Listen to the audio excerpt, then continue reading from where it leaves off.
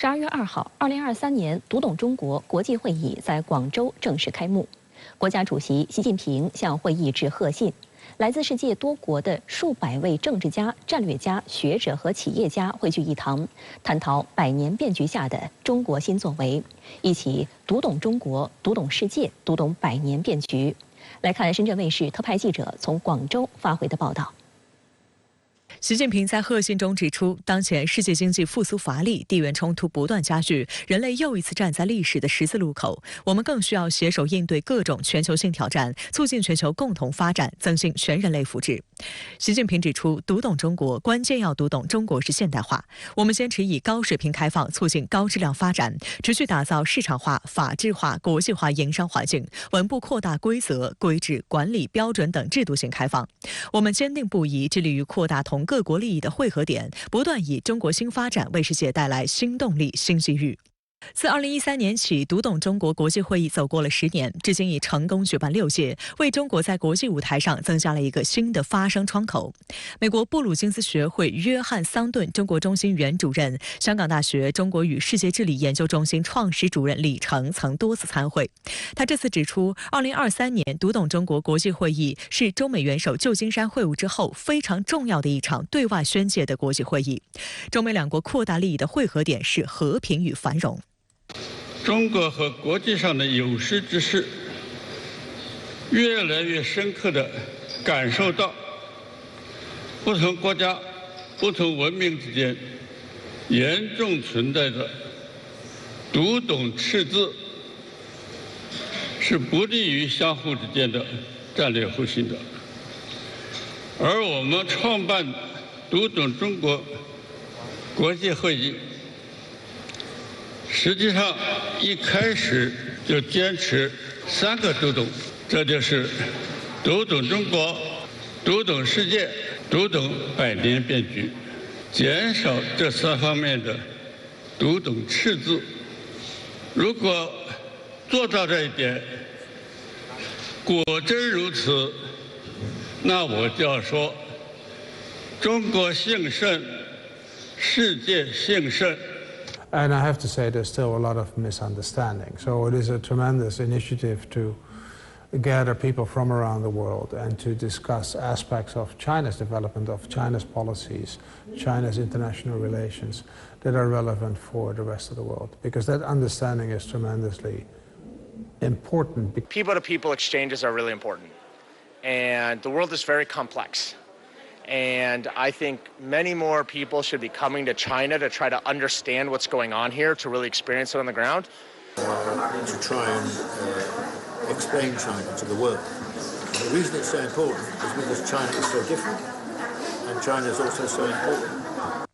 读懂中国国际会议由中国国家创新与发展战略研究会、中国人民外交学会、广东省人民政府联主办，来自世界多国数百位政治家、战略家、学者和企业家汇聚羊城，围绕百年变局下的中国新作为、扩大利益汇合点、构建命运共同体这一主题，与中方嘉宾广泛交流、深入探讨。广州是古代五口通商的大都会之一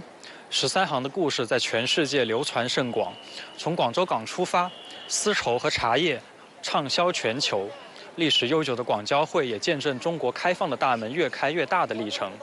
现在，广州更是粤港澳大湾区的核心引擎之一，而粤港澳大湾区更可以说是中国改革开放的孵化器、启动器。正因为这里古今交汇、人文荟萃、商机涌动，广州故事就是大湾区故事，也就是中国故事。在这里举办读懂中国国际会议，就更有说服力。 在这里，各国嘉宾能深刻体会下一个中国还是中国的信心。只有读懂了习近平主席在旧金山所说的这句金句，才能真正读懂中国。今年是中越建立全面战略合作伙伴关系15周年，应越南副总理陈流光邀请，中共中央政治局委员、外交部长王毅于12月1号至2号赴越南主持中越双边合作指导委员会第15次会议。 在河内期间，王毅会见了越共中央总书记阮富仲、越南国家主席武文赏和越南外长裴青山。越方表示，两国同志加兄弟的情谊是独一无二的。双方还谈及加快南海行为准则磋商等问题。中越双边合作指导委员会第15次会议12月1号在越南河内举行，由中共中央政治局委员、中央外办主任、外交部长王毅和越南副总理陈流光共同主持。王毅表示，今年是中越建立全面战略合作伙伴关系15周年，在习近平总书记和阮富仲总书记战略引领下，两国关系高位运行，战略合作全面深化，双方就提升双边关系定位达成重要共识，将开启两国关系新阶段。非常成功，我们全面梳理了上次会以来两国各领域合作取得的进展和经验，同时就面临的需要重视解决的一些问题进行了深入讨论，达成了新的共识。中越双边合作指导委员会会议是两国统筹协调双边关系的政府间机制，始于2006年，原则上每年举行一次会议，轮流在两国举行。去年7月，中越双边合作指导委员会第14次会议在广西南宁举行。这个会议呢，应该说对中越两国的这个统筹各个协调机制，然后落实好两国元首的共识，然后推进各领域的务实合作，都是有非常重要的意义的。因为除了这个两国的外交部门，还有其他的像安全部门，还有一些经贸领域的这些部门和一些地方都会在线上线下出席那各个方面来一起加强那个对接沟通对表，那对于这个两国的下一步的这个合作的规划都是有非常重要的指引意义。深圳卫视梳理中越双方发布的通稿发现，今年的会议议题十分广泛，显示中越合作进一步加深。双方均提到的工作重点包括保持高层战略沟通，不断凝聚共识，增进互信，积极开展党际议会交流，加强国防、公安、安全等合作机制，深化经贸、互联互通、关键矿产等领域合作，扩大文化、教育、旅游和人文交流领域合作，扩展人工智能、绿色能源合作，以及共同践行真正的多边主义。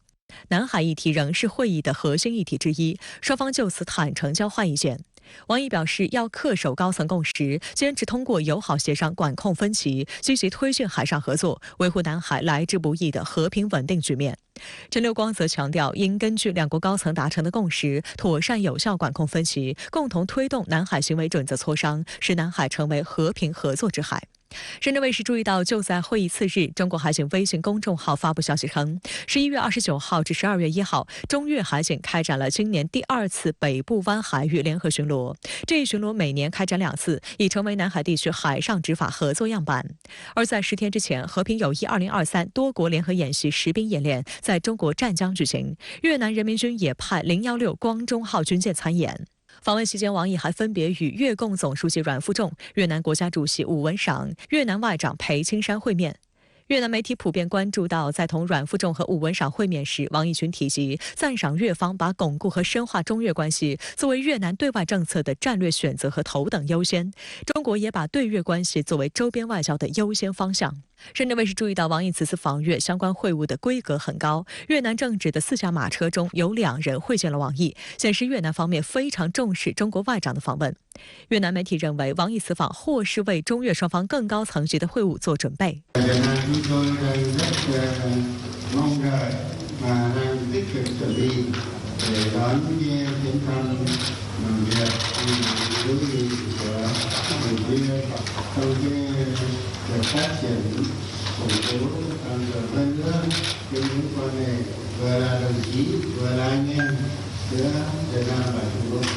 越通社指出，去年10月，阮富仲总书记成为中共20大闭幕后首位访华的外国领导人，与习近平总书记举行重要会谈，为中越全面战略合作伙伴关系发展指明了前进方向，凸显了中越两党两国同志家兄弟的深厚情谊。近段时间，中越高层更是互动往来频繁，且涉及多个领域。就在上周，商务部部长王文涛才在越南河内与越南工贸部部长阮宏岩共同主持召开中越经贸合委会第12 12次会议。中方提出了旨在扩大双边经贸合作关系的许多新倡议，包括加强农业、贸易救济、跨境电商、边境口岸开放与升级、建设智慧口岸和提升通关便利化等措施。上月9号，外交部副部长孙卫东与越南外交部常务副部长、国家边界委主任阮明宇在越南河内举行中越政府级边界谈判代表团团长会晤。双方在坦诚友好的氛围中，就中越关系、陆地边界、海上问题深入交换意见。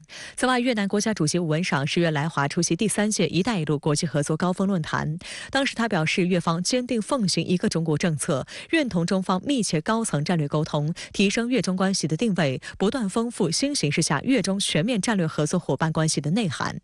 实际上，近年中越全面战略合作伙伴关系保持积极发展，取得丰硕成果，双边贸易快速发展。中国已连续多年保持越南第1大贸易伙伴地位。越南是中国在东盟的第1大贸易伙伴，全球第4大贸易伙伴国。双边贸易额连续2年突破2000亿美元。今年前10个月，双边贸易额达1851亿美元。边境小额贸易和边民互市日趋活跃。越南榴莲、荔枝等农产品对华出口大幅增长。phải bán cho Trung Quốc chúng tôi mới vui và bán được giá cao。值得关注的是，作为东南亚地区的重要经济体，越南近来也被一些西方国家视为对华去风险战略的重要争取对象和替代选项。今年9月，美国总统拜登访问越南，将美越双边关系提升至全面战略伙伴关系。这是在2013年达成的美越全面伙伴关系框架上连跳2级，也使美国在越南的外交关系等级中与中俄平级。今年以来，这个美越它这个关系的升级呢，除了说有这个提升两国这个战略合作关系的这个考虑，那越南也是一直希望美国能够加大对越南的投入，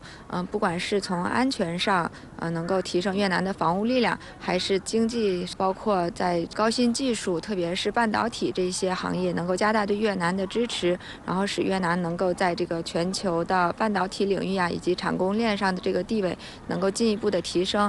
与此同时，美国大力鼓励美国公司在越南投资，英特尔、苹果、谷歌、波音等大型科技企业对越南进行深度考察，确保其供应链的长期稳定性。一些西方人士借此炒作，称在美国推进印太战略背景下，河内与华盛顿日益走近。对此，有越南经济学家认为，越南经济在很大程度上仍依赖于农业、加工制造业，仍然高度依赖于来自中国的原材料。nhiều các cái hàng hóa trung gian từ Trung Quốc để cho các hoạt động xuất khẩu của Việt Nam trong tương lai, đúng không? Vậy nhập khẩu từ Trung Quốc giảm nó cũng là một cái tín hiệu, và đấy là cái mà tôi đánh giá rằng nó là một cái tín hiệu rất tiêu cực cho nền kinh tế từ giờ đến cuối năm。值得关注的是，越南国家主席武文赏本周结束对日本的访问，期间日本首相岸田文雄与其会谈，双方就把两国关系提升到全面战略伙伴关系达成一致。联合声明还称，双方将在经济、人员交流、碳中和等广泛领域开展合作。共同社披露，两位领导人在会上一致同意，基于防卫装备品和技术转移协定，推进日本向越南出口装备品的手续。值得注意的是，岸田表示，与越南方面的相关合作将通过所谓政府安全保障能力强化支援框架推进。此前，日本敲定向菲律宾军队提供海岸监视雷达，正式通过这一框架。美日呢，它一直是非常重视越南在这个东南亚的地位，一直加大对越南的这个拉拢，希望越南能够去和美日站在一起然后尤其是在这个一些涉华的问题上，在南海问题上能够站在美日一边吧。但是对越南呢，它其实一直在这个外交上是奉行一种大国平衡的策略。但它不管是与中国，还有周边的很多国家，然后以及这个域外的美国呀、日本呀、欧洲国家，都是保持着一种友好交往的态势。那这个也应该说也是符合越南的利益的。在朝鲜成功将侦察卫星万里镜1号发射升空的10天后，12月1号，韩国第一颗军事侦察卫星由美国太空探索科技公司 SpaceX 火箭发射升空。韩联社称，卫星很快就进入了轨道，并成功与地面控制建立了通信。朝鲜半岛的太空竞赛进一步升级。韩联社报道，韩国首颗军事侦察卫星于当地时间1号上午10时19分，在美国加州范登堡太空军基地发射，并顺利进入预定轨道。该卫星由美国太空探索技术公司，也就是 SpaceX 的美国猎鹰9号运载火箭搭载。韩方称，猎鹰9号发射后第78分钟，该卫星与境外地面站实现首次通信。卫星将在4至6个月的系统测试后，将于明年上半年正式开始执行任务。军事侦察卫星1号是一颗低轨卫星，由韩国航空宇宙研究院、国防科学研究所及国内企业合作开发，在400至600千米高度环绕地球运行，搭载了电子光学和红外线设备。韩联社指，该卫星拍摄的影像分辨率达到0.3米，并强调这远优于朝鲜侦察卫星仅为3米的水平。但截至目前，韩方并未公开侦察卫星开始工作后所搜集的任何信息。值得注意的是，朝鲜比韩国提前10天拥有军事侦察卫星。11月21号，朝鲜成功发射侦察卫星万里镜1号，据悉只需要微调7至10天，便可最快于12月1号投入使用。这一过程远比韩国军事侦察卫星1号调试所需耗费的4至6个月要紧凑。朝中社称，万里镜1号已经传回了美国白宫、五角大楼等多地的影像资料。韩媒及一些西方媒体则强调，朝方并未公开这些照片，暗示朝鲜夸大技术水平。但在半岛卫星大战中，韩国落后于朝鲜已经是事实。韩国长期依赖美国的军事侦察卫星来获取军事情报信息。韩国国防部强调，此次军事侦察卫星进入太空，标志着韩军已经获得了独立的情报、监视和侦察能力。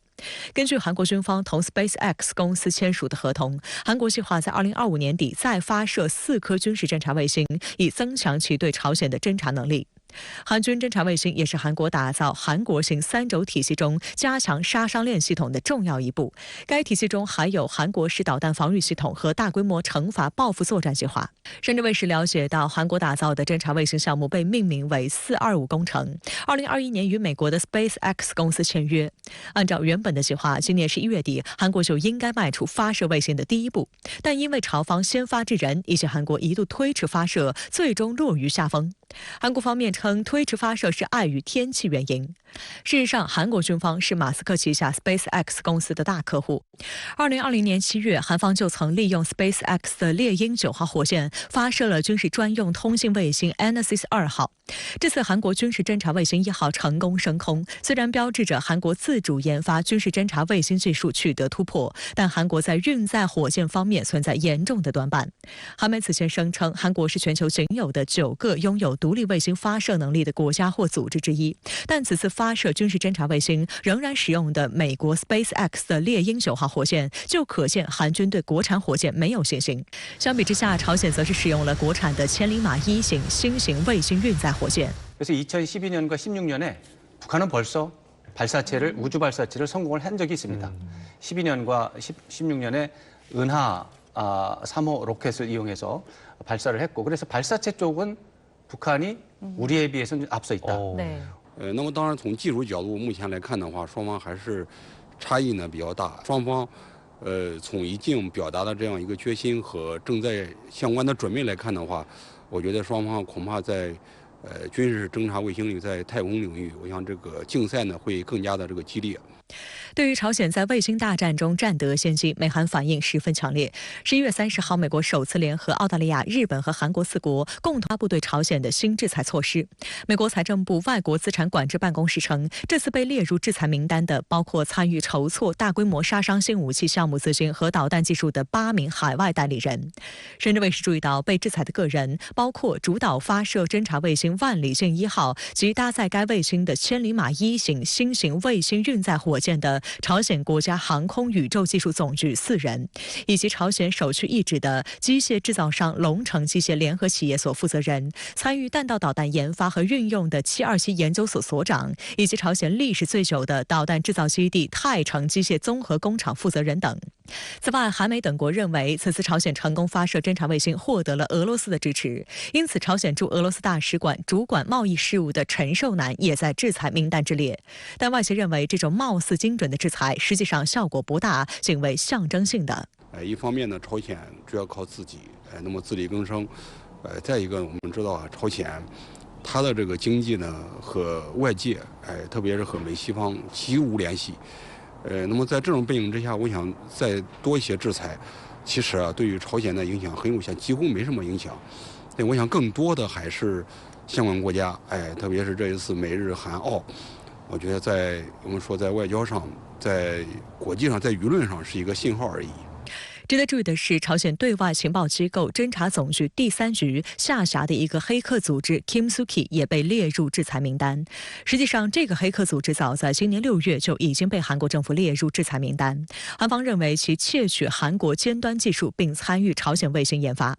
根据韩国《朝鲜日报》此前的报道 ，Kimsuki 与朝鲜政府存在关联，主要以韩国国家基础设施、政府机关、政客等为对象展开网络工作，以发送钓鱼邮件等方式收集资料，并引发社会混乱。韩联社称，美日澳与韩国在制裁朝鲜的新措施上保持了一致的步调。11月24号，朝鲜劳动党中央委员会副部长金宇正强调，美韩越是打压制裁，朝鲜的反制就会越强烈。朝鲜国防部2号表示，任何企图干扰其卫星的行动都将被视为宣战，若其战略资产即将遭受攻击，朝鲜将动用所有力量遏阻威慑。朝鲜国防部发言人的声明还警告称，如果美国企图干扰主权国家行使权力，把高科技抹黑为武器，我们将行使国际和国内法赋予的权利，削弱美国侦察卫星的能力。一方面呢，他现在更有底气，他觉得军事侦察卫星这个发射成功之后，再加上我们说此前相关的像战略武器，特别是导弹方面连续的发射成功，应该说他更有了底气。那么再一个呢，实际上朝鲜近年来他实际上一直在做的非常重要的一个目的呢，就是施压国际社会来默认它是一个合法的核武国家。相关话题来连线特约评论员刘和平。刘先生您好。对于韩国自主研发的首颗军事侦察卫星在美国发射升空一事，您怎么看呢？在朝鲜上个月刚刚发射完军事侦察卫星万里镜1号之后，美国就帮助韩国发射了首颗军事侦察卫星。这不仅意味着半岛双方太空军事竞赛的正式开始，而且说明对于朝鲜发射军事侦察卫星的行为，美韩也非常吃醋，非常在意。因为它意味着朝鲜的远程打击能力终于完成了3位一体计划，即在核试验成功以及洲际弹道导弹试验成功之后，又为核武器与洲际导弹安装上了天眼，也就是侦察卫星。接下来朝鲜的核武器不仅能够打得远，也能够打得准了。这对于美日韩3国来说，无疑是一个不祥之兆，后才能真正投入使用。反观朝鲜，虽然过去这些年来他们发射的卫星多数都以失败告终，包括今年5月31号和8月24号也曾经2度发射卫星失败。那么这一次朝鲜不仅发射成功了，而且极其罕见的在1周时间之后就完成了调试工作，投入了正式运营。根据外电报道，朝鲜发射的这颗军事侦察卫星不仅拍到了美国白宫和五角大楼的图像，还拍摄到了4艘美军核动力航母和1艘英国航母的图像。对此朝鲜最高统帅金正恩非常满意。那么也正是在这种情况下，西方舆论几乎一面倒的指责是俄罗斯专家对朝鲜的卫星技术进行了专门的指导，这是朝俄双方近期进行军事利益互换的结果，即朝鲜向俄罗斯提供弹药用于俄乌战事，而俄罗斯则向朝鲜提供高端军事技术。如果西方舆论这一猜测属实，那就不仅意味着在美国的公开帮助下，以及在俄罗斯的暗中支援下，半岛双方已经拉开了太空军事竞赛的帷幕，而且意味着久拖不决的俄乌战事已经深刻地影响到了半岛的安全局势。我们看到，在朝韩各自发射军事侦察卫星的同时，双方的军事对峙态势也变得更加严峻起来了。半岛战事会否一触即发呢？刘先生，确实，最近几天来，朝韩双方都出现了拔剑出鞘的意味。在朝鲜发射卫星的同时，韩国宣布终止了板明店宣言中涉及军事内容的那一部分的效力，并表示将在朝韩分界线区域增加军力和装备部署。朝鲜则针锋相对地宣布终止了2018年跟韩国签订的军事协议，并恢复了一度被拆除的非军事区哨所，还让在板明店共同警备区的士兵备上了手枪，甚至打开了在朝鲜半岛西部海域北方界限地区部署的炮弹的炮门。鉴于这样一种情况下，美国也凑起了热闹，进一步加大了在半岛的军事部署力度，并开启了美日韩3国联合军事演习。那么这是不是意味着半岛战事又将一触即发？我认为不会，因为阻碍半岛爆发战争的几个基本性的因素并没有发生任何性的变化。这3个基本因素是：第一，朝鲜不会打，朝鲜发展核武器、洲际弹道导弹与卫星的目的，都是为了保卫自己的意识形态与政权安全。在没有爆发战争以及在军事对峙的情况下，这个安全局势可控。一旦战争爆发，朝鲜的意识形态与政权安全反而无法得到保障。第二，韩国不敢打，因为保卫民众的生命安全与2战后的经济建设成果，始终是跟朝鲜近在咫尺的韩国首要的核心战略任务。一旦战争打起来，这些都将保不住。第三，美国更加不敢打，因为在俄乌战事无法收场，以色列与哈马斯的冲突正打得如火如荼的情况下，假如半岛再重燃战火，那不仅美国完全招架不了3场战事，而且整个世界秩序将会彻底乱套。尤其是跟在俄乌战事与以巴冲突中，美国只要出钱出武器，不用出兵不同。美国不仅跟韩国是军事同盟关系，而且美国在韩国有驻军。一旦半岛战事重启，美国是100%逃不掉要被拖下战火的。那对于美国宣布对8名朝鲜个人及朝鲜境内的1个实体实施制裁一事，您又如何看呢？其实美国的这一制裁措施是绕过联合国安理会，跟日本、韩国、澳大利亚共同协商之后的单方面的行动。我们知道，此前联合国安理会的确是通过了有关禁止朝鲜利用弹道导弹技术的决议。在决议通过之后，在中俄美英法等5大常任理事国的一致同意下，安理会也的确是通过了好几个谴责甚至是制裁朝鲜的决议。然而去年和今年，朝鲜共发射了上百次弹道导弹，联合国安理会却未能通过任何一个制裁甚至是谴责朝鲜的决议。本周一，在朝鲜发射军事卫星万里镜1号之后，美国也提出了制裁与谴责朝鲜的议案，结果也是因为5大常任理事国之间分歧太大而胎死腹中。这也就意味着，既在俄乌战事与以巴冲突上，中俄与美英法出现了集团式阵营对抗之后，双方在朝鲜半岛问题上也出现了集团式阵营对抗。我认为对此美国显然是要负上最大的责任，因为集团式阵营对抗正是美国挑起意识形态新冷战的结果。那么这也就意味着，虽然在东亚地区热战打不起来，但是在被称为冷战活化石的朝鲜半岛，冷战却出现了重启炉灶的苗。随着当地气温骤降，暴雪连连，俄乌冲突第2次转入冬季模式，大量无人机作战是其显著特征。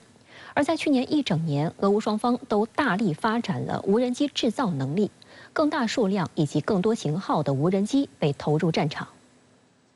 自从俄罗斯25号凌晨对乌克兰发动俄乌冲突以来最大规模的无人机袭击后，1周以来，俄乌双方均发动大规模无人机袭击。乌克兰军队11月30号表示，击落了25架俄罗斯无人机中的18架和2枚巡航导弹中的1架。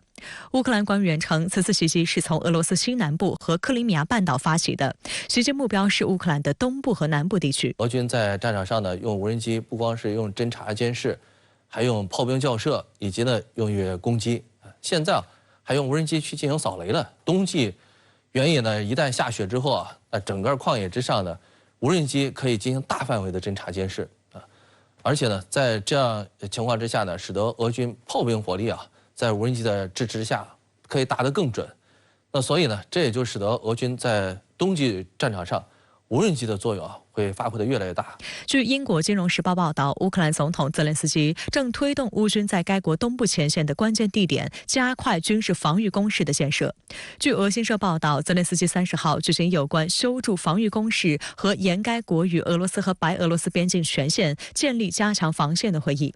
乌克兰最高拉达议员阿列克谢·贡恰连科对此评论说，这表明乌军事实上在前线已陷入无路可走的境地，被迫转入防守，而且再也无法继续发动进攻。那么这个冬季呢，跟去年冬季相比啊，那首先呢，在战略方面啊，对俄方更加有利。去年冬季的时候，是俄军刚经过呢一次大败，他去进行的冬季作战，也就是说当时呢，俄军的状况是不好的。今年冬季不一样了，乌军大反攻呢，在今年也进行了，6月份一直打到现在，然而呢失败了，这使得呢俄方现在战略主动权抓在手里边了，再加上呢，经过了1年时间，俄军兵力啊也跟之前不一样了。去年的时候，俄军兵力的捉襟见肘，今年呢，俄军兵力呢就充足多了，这使得俄军能够呢更自如的去进行作战。据美国新闻周刊网站此前报道，乌克兰称，在莫斯科用无人机连夜袭击乌领土之际，俄罗斯已经部署了其目击者131和目击者136自杀式无人机的升级版。报道称，俄罗斯的目击者无人机以其独特的低嗡嗡声而闻名，他们携带的弹头能在到达预定目标时破裂或爆炸。一旦被发现，他们经常相对容易被乌克兰击落，但探测他们往往是最大的挑战。